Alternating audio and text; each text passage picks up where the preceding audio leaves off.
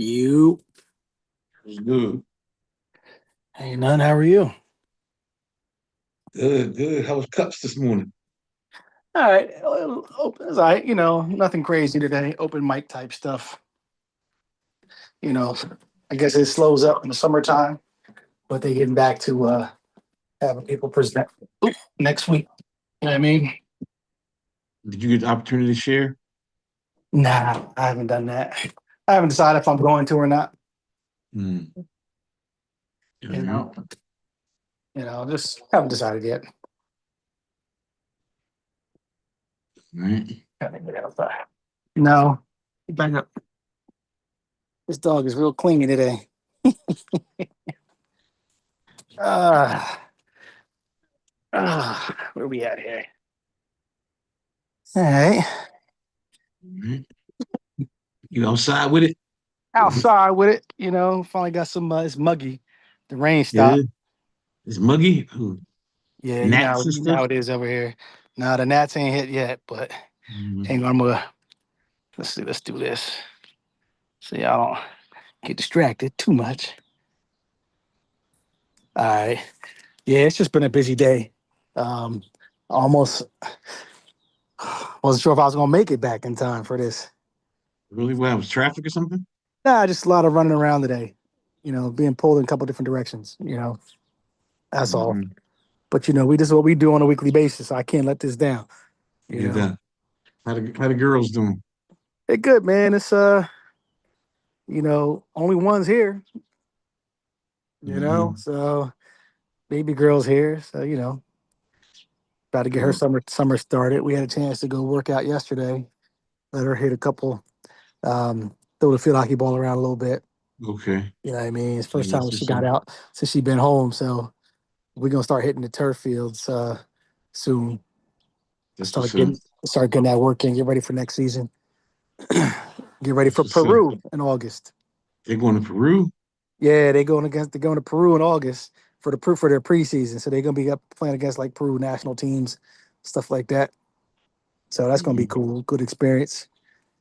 You know. So I'm not really familiar with field hockey, but what quote So unquote position does Malia play? she's defense. She's center back Hmm. this year. So it's like soccer. It's like soccer. It's like Okay. soccer. You know what I All mean? right. Yeah. Same type of stuff. Okay. Um, it's a great sport. I love it. I love it Yeah, because that's how I was with soccer. I didn't yeah. understand soccer. When my daughter started playing, I fell in love with it. Oh yeah, yeah. Nah, she started playing in middle school. You know what I mean? It was just see, she played because she started lacrosse. That was her first game. She was like 8. She started doing that early, and then field hockey she started like in the 6th grade, I think 6th or 7th grade, and but it was freshman year at the high school. She was playing varsity too. So she turned that into her. She stopped playing. She was playing varsity lacrosse through 9th and 10th grade. I think she stopped. She didn't want to do it after her sophomore year. So she was like, field hockey's the game. She played club, throughout in the off season club every year too. So do your thing. Do your thing, man. What's up, Deke? Derek No, Moore I'm in the just building. listening to y'all. I'm gonna join you in a second, Hey, Deke trying to but sneak on in. I'm You know what I coming. Give me mean? 1 second. All good, man. So I'm just hanging out today, man. So get that here, move to the next thing. I Mhm. got a busy day, seems like. All right, Christian, I start you off. Talk to me. What you working on, brother? Nothing. That feels good, don't it? Yeah. Yeah. Nah, it's like what I'm working on is the next thing, man. The next thing. That's the beautiful part. It's funny, Troy. It's funny doing it the way we're doing it. It allows me to just become almost like a serial entrepreneur in a sense. Hmm. You know Hmm. what I mean? But nah, just the next thing though is you know upgrading sports IQ is what I'm working on. Hmm. Right, moving that into more of the media, sports media side. Hmm. The basketball media side, just different components that were already in existence. Just Yeah. nurturing that more, bringing that up to current times because to include, my evaluative software, but make it that's no longer the main focus.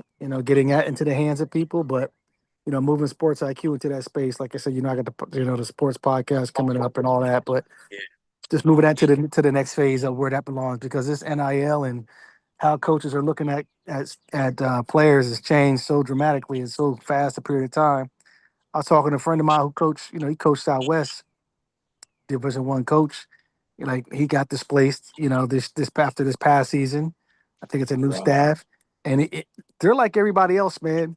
In the rest of the world, when it comes to trying to find jobs, because even that game has changed. You know what I mean? And so, reached out to him the other day. We were just chatting. He's like, he's like, I'm gonna have to change gears, do something Wow. completely different. So it's different, man. Especially on that college scene, But he might make his roots. He's got NBA roots too, so he might jump into that space again. But it's different, man. Yeah. Wow. Derek got the echo And on, man. that's Yeah, what no, I'm you about to get rid of it.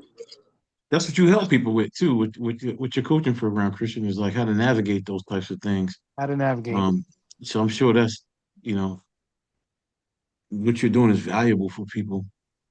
So for me personally though, what I'd say to people when I tell them about, being on dialysis for so many years and going through this kidney journey, and people are like, man, I feel so bad for you, or oh, I'm sorry you gotta go through that.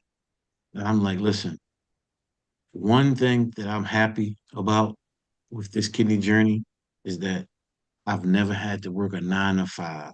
So, and people were like, I don't know how you 3 times a week, 4 hours. I couldn't do that. I'm like, 9 to 5, 8 hours every day. I couldn't do that. How you do that? So, Yeah. but so God puts us where we belong, Yeah, So no doubt. yeah. How Yeah. about you, So Deep? What you working on? Well, first thing I was working on, I was listening to your conversation a moment ago. What you guys were leading with, someone's kid is playing soccer or something. Could you update me on that? Because there were Yeah, we were some talking things about that I wanted to Leah. chime in on in reference to that. We were nah, talking Derek, about Christian's daughter. yeah. He was just and Troy was like he never really got engaged with field hockey before, so we were just waiting at the soccer because his daughter had played soccer. Okay. Mhm. So, okay. All right. That's all. No, I was just trying to chime in on that part of the conversation first because um it's summertime, right? So it's summertime, and for me, I work with high school age students. And two parts I wanted to just kind of bring up. One is, what if you have a kid who plays a sport and they're getting older, they're in their high school age. They play a sport, but they have no athletic ability, right? And you're trying to work with them on their life, like on their plan, right? And say the kid is 5'1" in 11th grade and says, I want to play basketball in the NBA. And, then from a parent perspective, in order to make an athlete, even if he's 6'4", you're looking at spending a lot of resources, a lot of money to develop that athlete. I'm talking, okay, so for example, this weekend, my daughter who plays volleyball, she had a tournament. Okay. So we go to the facility, the Miami Beach Convention Center, where they have a tournament with like 58 volleyball courts. Tournament runs 12 hours a day. Tickets cost $35 a day. So for a family of 4, what's that? And it's a 3-day event, right? So they're asking families to spend, $120 a day on tickets for a 3-day event. Then, you got to eat their food. So you're spending another, it's just costly, right? That's a 1-day event. I mean, a 3-day event, we spent over $600, right? That's 3 days. And you want to mold an athlete? How much do you actually end up spending as a parent, right? And then when you cut that that off? Do you ever cut it off? Right? Especially if you're not seeing your kid um, do his part, right? As far as, are you waking up in the morning going to run 2 miles on your own? What are you doing independent of just that AAU league and things like that? And as a parent, when do you force your kid to shift or encourage them to shift, whatever your parenting style or your leadership style is as a parent?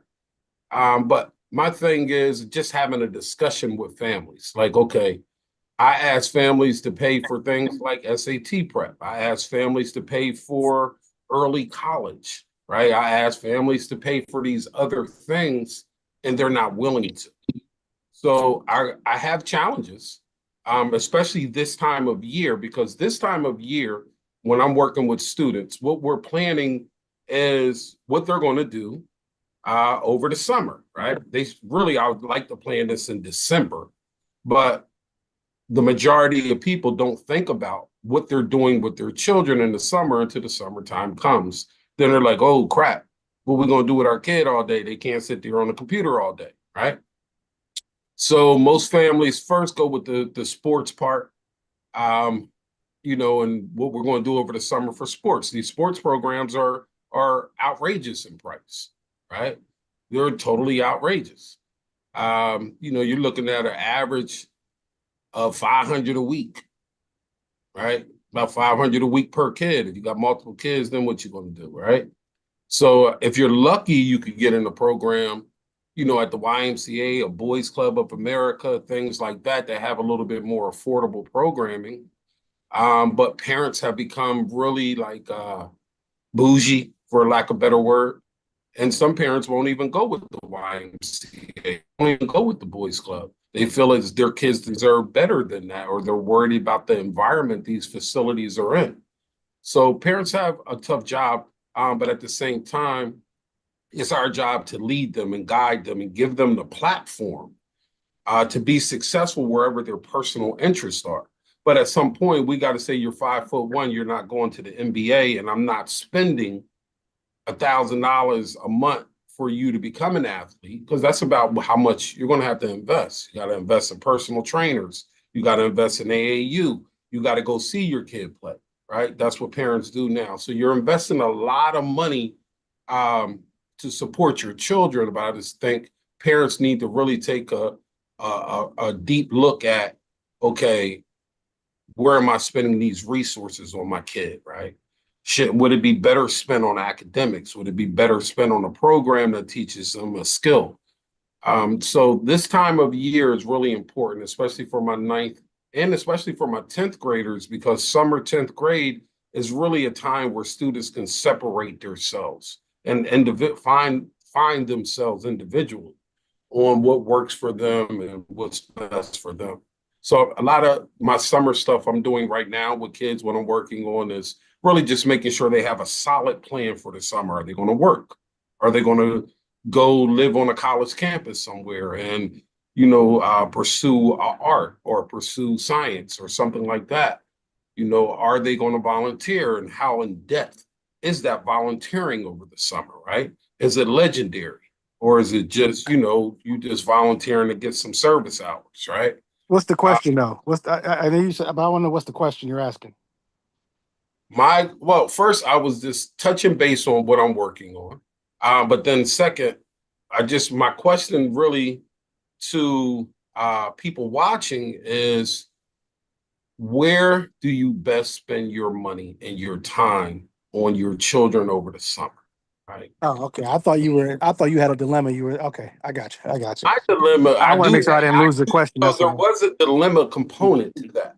The dilemma component to that is, hey, parents, when do you stop? Or even the dilemma for me, I have children the same age.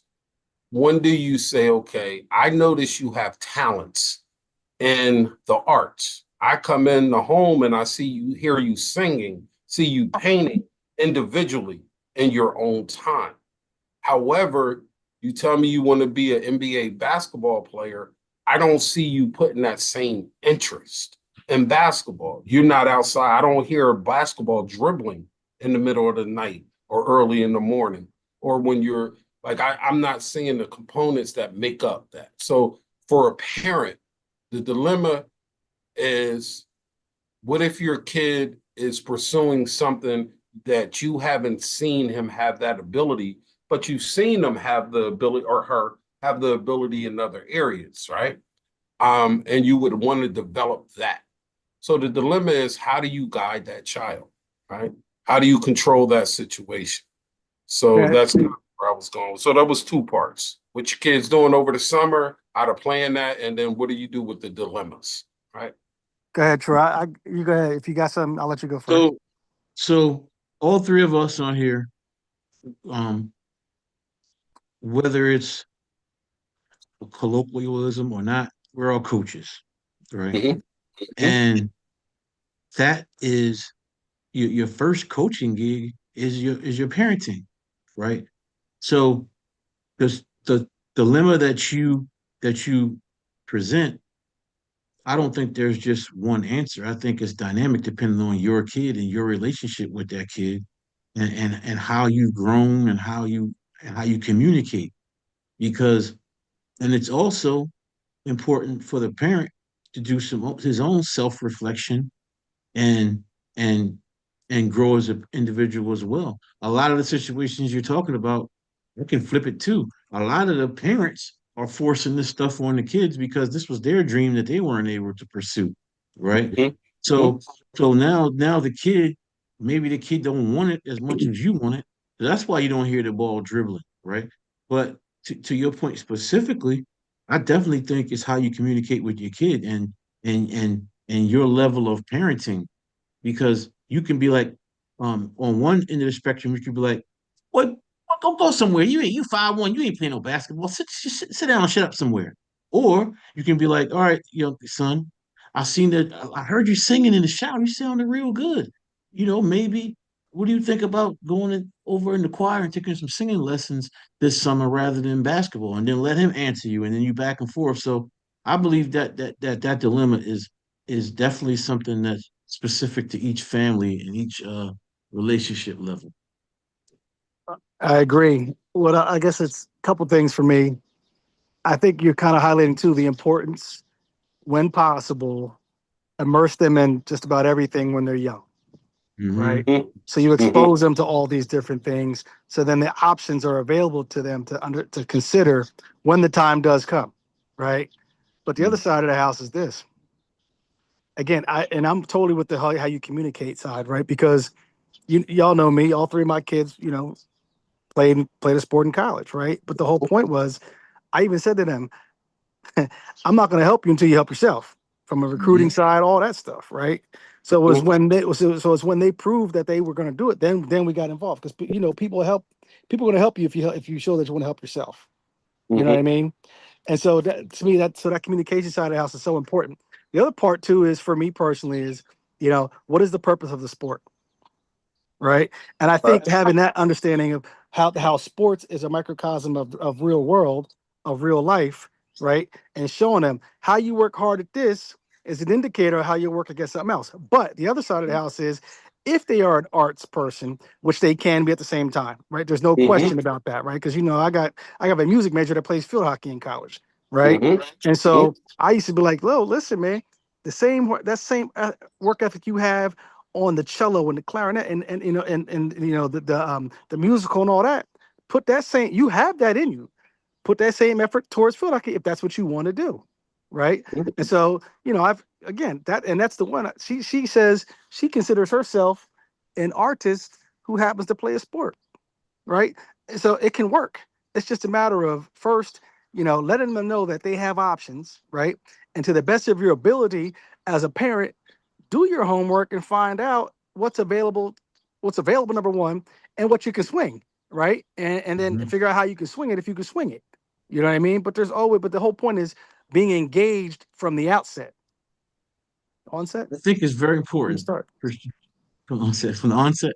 I think it's very important too, though, to never tamp down or stifle your kid's dreams, Nope. right? So if he's 5'1", he want to be an NBA, um, me personally as a parent, I would never say, "Oh, you ain't gonna do that. You can't do that. You only 5'1". I would never say that, right? But at the same time, from a coaching standpoint, something I've learned is you ask people questions because if you tell somebody something, it's gonna go on one ear and not the other if they don't believe it. But if you ask them a question and let them come to that realization on their own, that's when it sticks, right?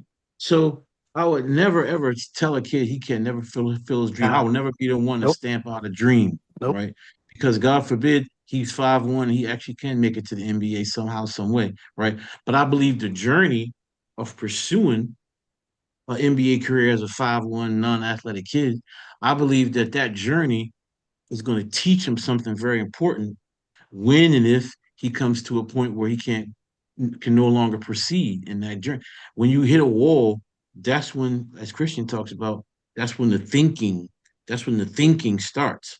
And so if he's 5'1", he want to be NBA, he get cut, freshman cut, sophomore cut, junior, then he's going to start learning something. But he's not going to learn it just by you telling him you can't do it. So I I agree. believe I believe as the parent, it's your job to make sure you definitely encourage and be on his team.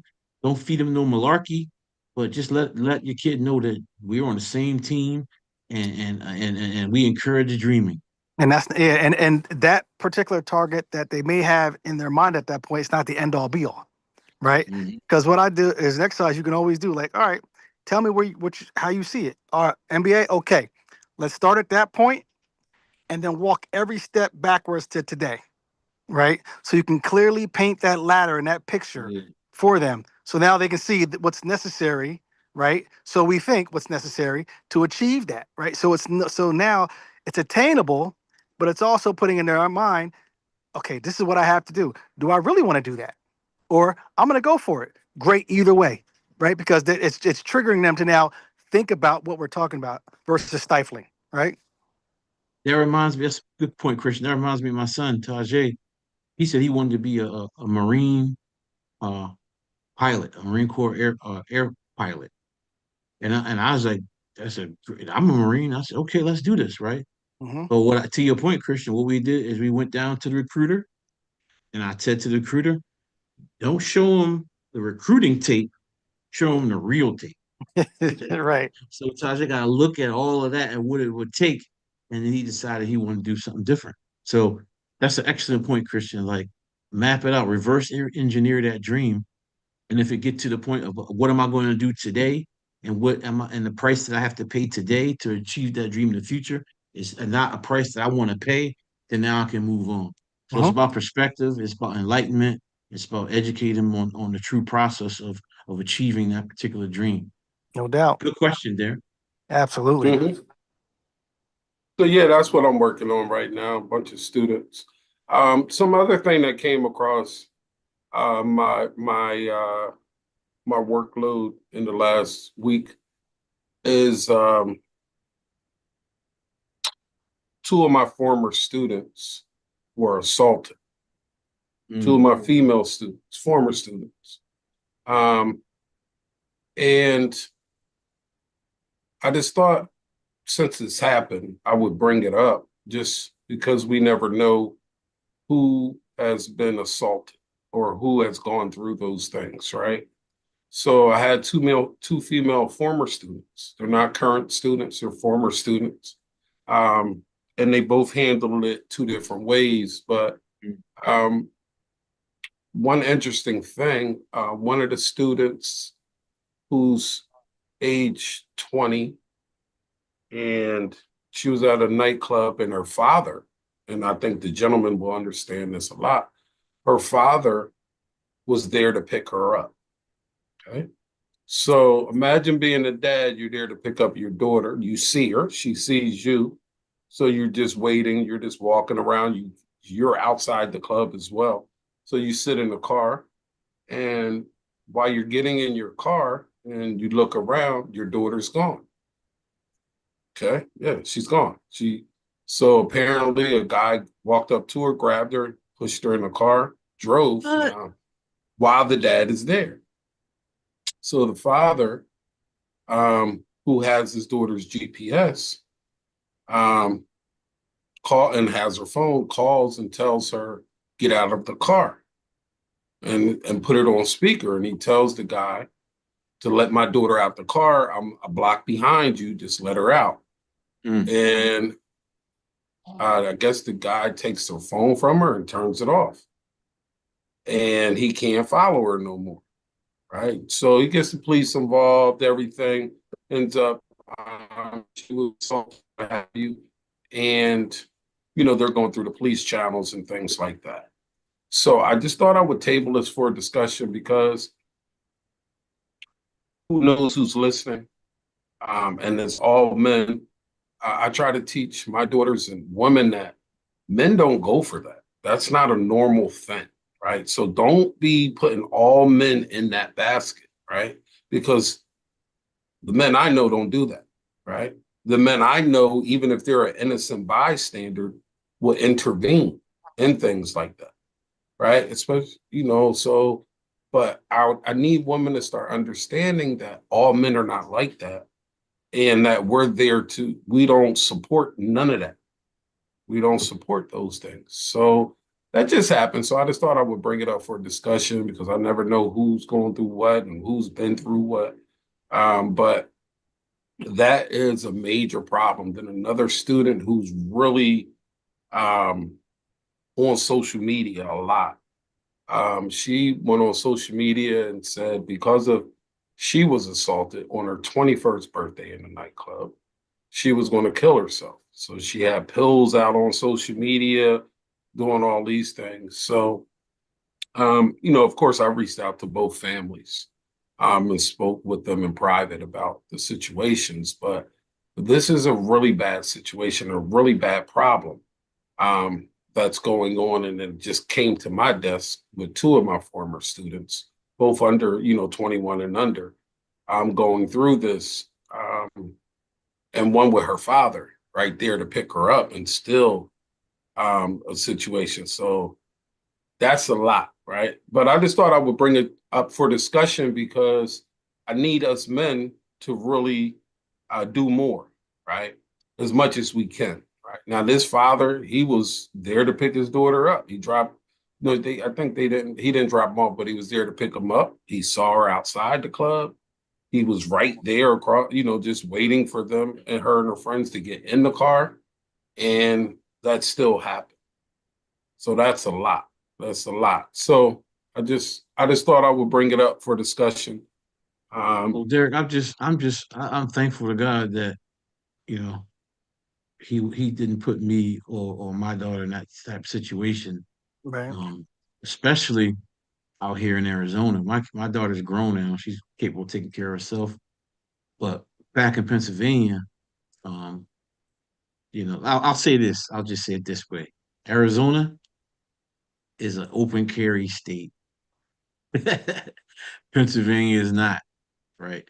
So, listen, I'm not scared to say it on this live. I stay strapped up, right? Because I gotta protect my family.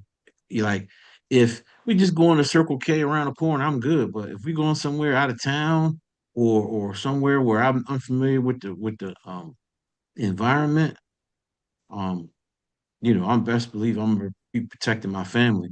So for this dad, if I was in I'm glad I wasn't put in that situation because, you know, that's when your decisions really start firing. Like where do I cross the line? Where do I don't cross the line? You know, I'm listening to the Holy Spirit. Sometimes, I'm a sinner saved by grace. Sometimes that, messing with my baby girl. Come on now, my baby girl, D. We all got girls, right? Mm-hmm. And it's different. so so shout out to that father who handled it appropriately, it sounds like. Oh, he did. He definitely did. Yeah, yeah. I, So I got to shout out Derek though, Mhm. because to me that just shows the level of trust that these families have in you, Yeah, yeah, having we can worked with appreciate. them previously, Mm-hmm. right, and engaging you now, Yeah, right. That's excellent point. that's what I hear right there. That's a testament Yeah, to what you provide to these families, right? And so I can't let that go unnoticed Yeah, because you're that right. is a major thing. Because the fact that they can call you and the fact that that you're gonna go and just place yourself in this story. You know what I mean? So Yes. I can That's look at your face courage. and see Yeah, how yeah, it's weighing on you, right? yeah. Because you know them. Like I don't know them, and I don't like it. So that means you feel it, right? And so this is a tough one because I wasn't ready for this. I'll be honest with you. I don't know if I ever thought we'd have a conversation like this on this platform. But I mean, it's something that you're dealing with. That means it's something we can talk about right now. But definitely, from my perspective, looking at you, just understanding like just the value you're bringing to people for them to bring you into that personal space like that and to see how much you really engage with your students. It's an amazing thing, right? So Mhm. it's Especially just nowadays. yeah, man.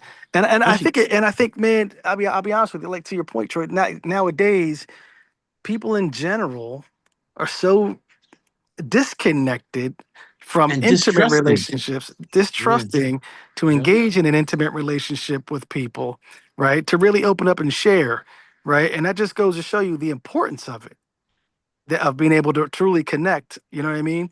And so, and that there's so many levels that can go beyond that we can talk about even in that space. But man, that whole thing with that father being right there and witnessing it, that's tough, man. That's tough. He actually said he put his head down just to like unlock his car door so he can get in. He looked up and she was gone. I'm Mm, like, man, that's crazy. So then he starts chasing the car, following the GPS, yeah. and then And then calls and says, "Let my daughter out the car right now on speaker." And then the dude don't, and I'm like, "Oh my god, yeah. this is going to end bad. This is So, definitely going to end bad." yeah, that's tough. So, my guidance for the family was just, definitely don't do it Troy's way. My way was now was Troy's way. I totally understand though, and Right. that's probably the way I would have handled it. But from a coaching, from a mentor perspective, I had to tell them to utilize the law and do your due diligence, get videotapes, get everything you can to pursue that through the laws of justice. So But did this story me, have a happy ending, Yeah, I was Derek? gonna say, did she return? What happened? oh no, this is in real time. It's not She's even currently done. missing. No, he found her in like 30 minutes, but Okay. the Okay. situation was already done. Um, so now, I mean, then, it's just go to the hospital, and things like that and go I through follow. that process, right?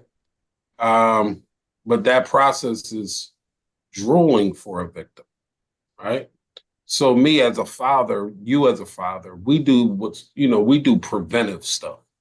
Everything is preventive. And it sounds like that dad was along those same lines that evening, got a 20-year-old daughter and just wants to, be there to pick her up to make sure she's safe and getting home. He sees her come out of the place and he's watching her, monitoring her, letting her hang with her friends, and then she's gone. What? So the point of this for me, really, and thanks, Kristen and Troy, for both those kind words. The point is, it's about what you're working on. Is this podcast? What you're working on, right?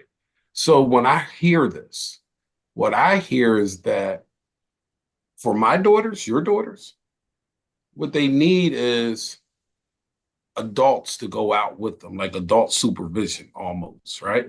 This is my concept, what I thought of when I thought of it. So, Troy, you have a daughter, I guess she's probably what, 30, 30, around that 27. age, 28, 28. 28, 30, right? So, what I would like probably to do is start a business where, you got 19 to 22 years now, and everybody's parent, if they're any kind of parent, they're going to be concerned.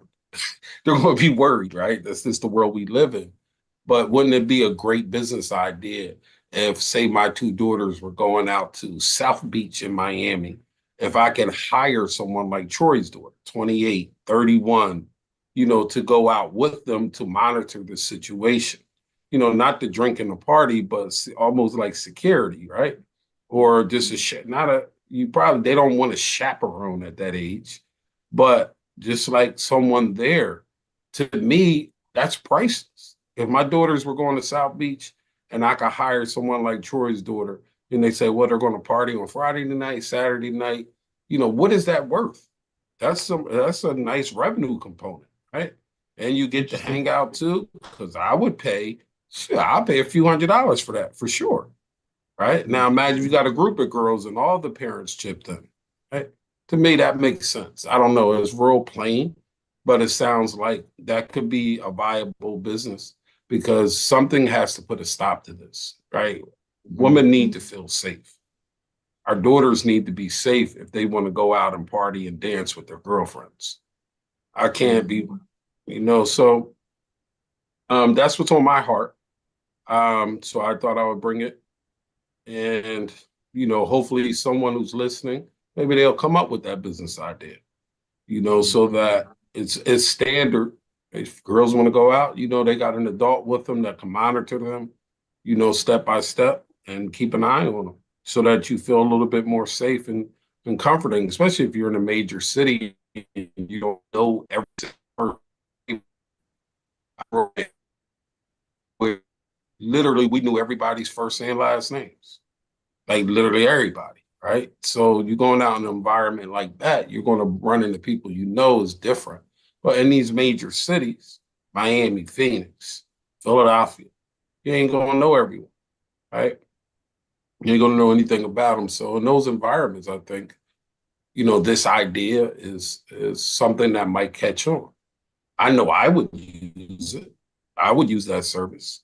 Now the kids might not want it, but I need my daughters to make it home every night. It reminds me of I don't know if you guys ever watched that show, The West Wing. It's an older show, but the president had a teenage daughter, and the Secret Service, her chaperone, was just a couple years older than her, looked real young. Black lady, right? Black lady? No, it was the Secret Service lady was black.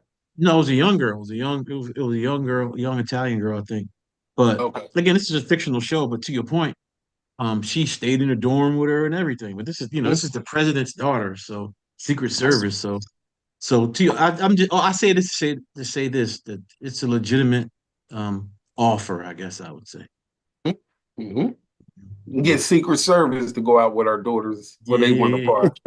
Because I wouldn't think they deserve anything less. President of our families. We the president of our families. That's what I'm saying. They don't deserve it. That's what we can call it, the Secret Service for you or something, right? So then the other side of the house is extinguishing the problem. Yes. How do we reach these young men? Right. Some of it, Kristen, and I'm gonna let you elaborate, is psychological issues, like mental health issues of some of it. Well, I'm gonna tell you this: we do not war with flesh and blood. That we do not war with flesh and blood. And I don't want to get super spiritual on y'all, but that's the world we live in right now, right? So if you're a young man in this country, on this earth, walking this world, and in your mind, you say, "Hey, I'm gonna go out tonight and snatch a girl." Like Salter, right? Like the level of spiritual warfare and battling going on in your spirit and your soul right now is immense, right? Because you don't just come up with the idea, I'm just gonna go kidnap a girl. That's pure evil, right? That's lack of spiritual connection. Christian was talking about connection. You have no God in you if your plans for that night is to go kidnap a girl and assault her. What is that? Psychological, call it what it is, man. It's just pure evil. So that takes us to influence then, right? Mm-hmm. Because then it's a matter of how much influence are you seeing on one side versus another side, right? Right. And that's what I'm saying. So if we're gonna come up with really, listen, fixing it, you know how that goes. But if we're gonna come up with something to help extinguish it, then that's what it comes down to, right? So then the question for us is, what are those things that we're gonna do to build influence that takes more precedence or more weight off the influence that's currently in place. I think we're doing it here on this platform, fellas. Right. I think just we're doing our part right now, talking about it, bringing awareness to it, and and putting positive vibes and being on the right side of this thing. And then inspiring people who are listening to this who are going to have more resources than we have, Yeah. right? Mm-hmm. To put it in play, right? Mm-hmm. And I'm sure if they reached out to us, would we be willing to participate? Well, yeah, 100%. you know what I mean. But so yeah. So to me, again, it's tough, man. This is a tough, deep topic, right? Especially for all of us that have girls here, right? The three of us, Yep. But it's just a matter of. But I mean, we can call it what it is. There's dudes happening. That's happening to dudes too. True. You know what I mean? This is a human condition that we see going on, right? So it's about changing their sphere of reference, right? So filling them up, so changing the capacity, right, of what they have in them, or whatever is in place.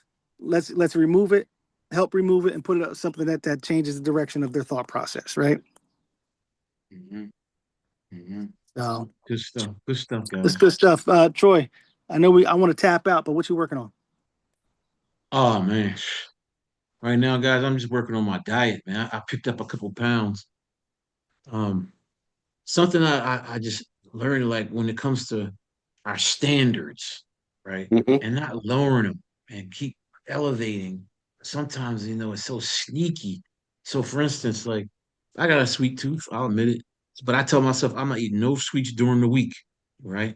And then f- maybe on the weekends I'll maybe have something. Then on Friday comes, and here I'm nibbling on Friday. It ain't the weekend yet. So right now, what I'm working on is tightening up just my diet. I ride my stationary bike every day, and you know, but my caloric intake is just slowly creeping up. So I'm just working on. So this week, starting yesterday, Tuesday we have holiday was Monday. I cooked out with the fam. So just going super hard on being real intentional about what I'm putting in my body. Mm-hmm. Um, this week. So that's what I'm working on. I haven't been tracking. I know tracking is important, but I haven't gotten to that level of intentionality yet. I just want to just keep my eyes on it intentionally. And so after we get done, I'm gonna go have some fruit and yogurt and granola, maybe a little bit, maybe a turkey sandwich, get some protein in, and go from there, guys. So I just been working on my diet. I'm talking to dialysis patients, and my live tonight is about energy and where it's leaking. And one of the things I'm going to teach them is leaking from your diet, right? Mm-hmm. Like a lot of diet, like when you do a dialysis treatment, a lot of times when you get done, the flesh is really tackling you. Like the desire to eat bad was something I had to deal with really a lot. So, but what that does is if you have treatment and you eat a lot of carbs, you're going to be super dragging and you're going to wonder why your energy's low and you're going to blame it on the dialysis machine.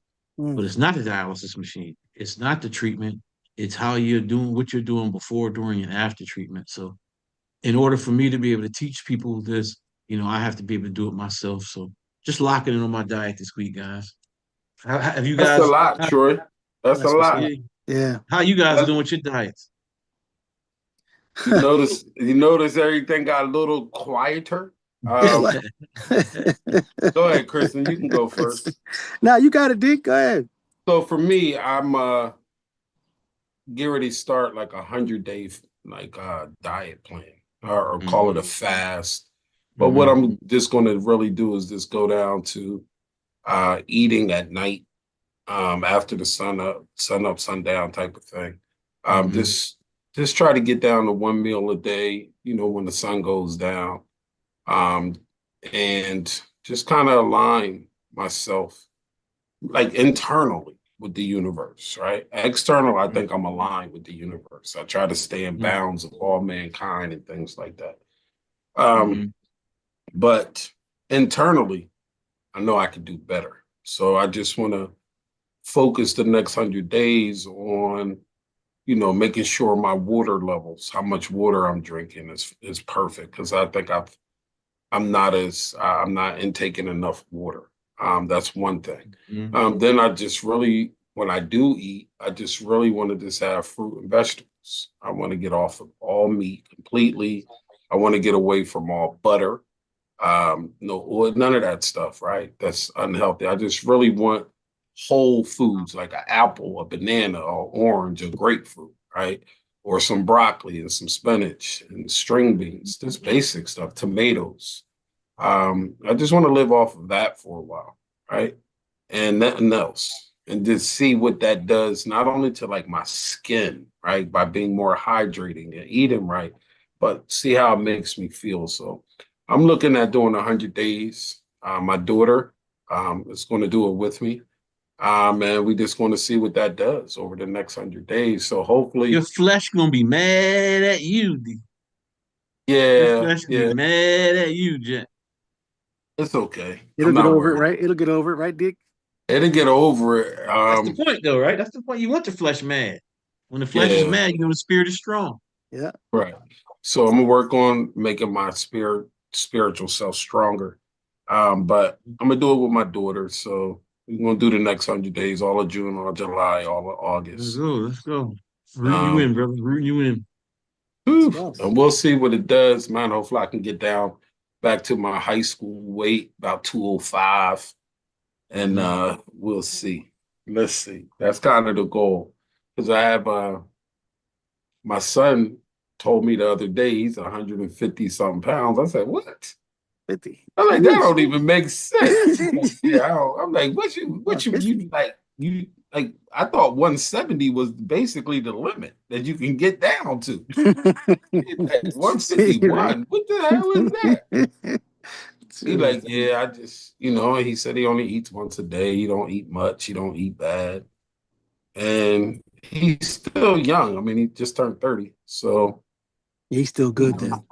yeah, he's still good, but he's always taking care of his body. So I'm happy for him. Um, yeah. So I'm on my mission too, Troy, and thanks for that. No doubt. Putting that out. But yeah, I gotta do better. I want to live, man. Yeah, right?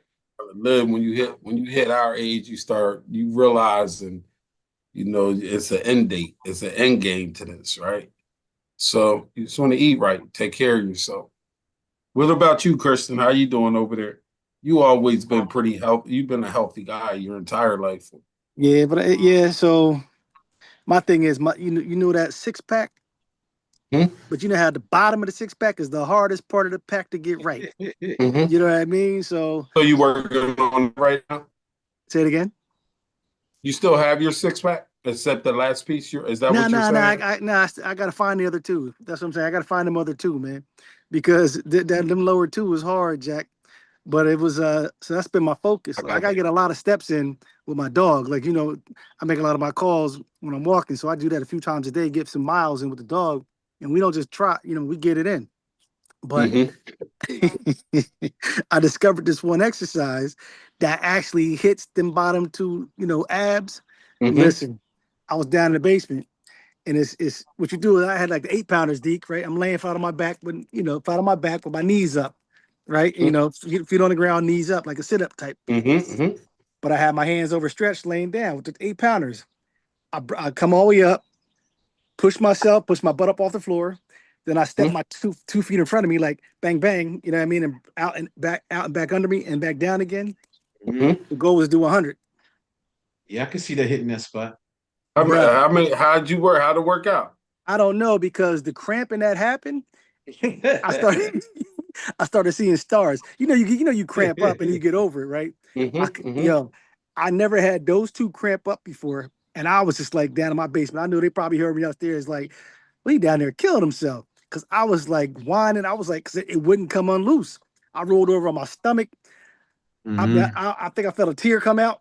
Then I rolled back over again, and I finally was able to stretch it out. Yo, but I live by that one now, because that joker right there hurt, Hmm. I hurt. got I That's got what's up. something for you, Kristen. So if you guys, all y'all from the 70s, they used to have this ab roller, right? Oh, I got one downstairs too. Nah, that's outdated. They got a new version. It's you put one in each hand. They Uh-huh. got 4 wheels on them. Have you seen them? Yeah, yeah. You do it yet? I haven't done that one, no. Oh hell yeah, do that. Do that. You know about it, Troy? I just I done found heard out of about them earlier it. this year. Yeah, yeah. I forget the name of them. Okay, so Because the think angle's through gonna that be different. wheel. Whew. Think through the ab wheel. You know the ab roller, right, Troy? So what they done, they made some improvements to it. Now you got an ab roller for each hand, right? But each hand has 4 wheels. So you have Like some roller in skates. each hand with 4 wheels on it. Then try that. Ooh, that range of motion is crazy then. Yeah. My Yeah. ribs is cramping up right now. Nah, that's the best ab workout I've ever seen with that machine. I mean, it's not a machine. It's this 4 Yeah, it's wheel just you going to work. and you just Yeah. rocking out. I've seen people do that, and I was like, that's incredible. That's Yeah. and they say, oh, I'll just do it once a week because it's too intense. I'm like, yeah, but try it though. I'm actually geared to try to get some of those myself. I've only seen. I can't never find them because I don't know the name of them. Mm. But to me, that is Health is wealth. yeah, that's intense right there. That's What's an up? intense workout. But Kristen, I'm gonna try that exercise you're doing. You said with 8 pounds? 8 pounders over the head. That's all you need. I'll hit you offline. I'll show it to you. Okay, I'm gonna try to find those wheels. I forget the name of them. No doubt. But listen, I got a jet, man. It's one of them days. I got Good to get talk, it packing fellas. and running. Appreciate y'all. Till next week. Good excellent talk, talk, fellas. man. Word is All bond. right, Word bye. is bomb. Dr. Double Black out. What's up, T? What's up, Kristen? See y'all, man. Deuces.